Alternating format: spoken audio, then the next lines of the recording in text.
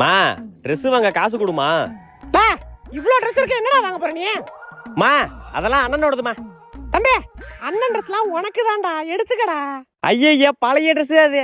எதுடா பழசு? அண்ணன் இதெல்லாம் ஒரு 3 வருஷத்துக்கு தான் போட்டுருப்பான், புதுசுடா அது, எடுத்துக்கோடா. மா 3 மாசம் போட்டாலே பழசுதாமா. அப்ப 3 வருஷம் போட்டு அடி அடின்னு அடிச்சு வச்சிருக்கான், அதை என்கிட்ட குடுக்குறியா? எடுத்துக்க.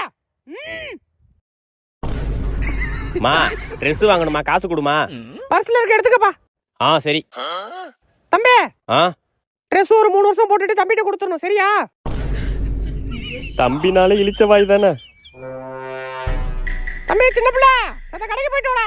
மா நான் படிச்சு தானே இருக்கேன், அவன் டிவி தானே பார்த்துட்டு இருக்கான், அவனை போக சொல்லிட்டேன். அவன் எவ்வளவு கஷ்டப்பட்டு டிவி பார்த்துட்டு இருக்கான், நீ படிச்சு தானே இருக்க, போடா.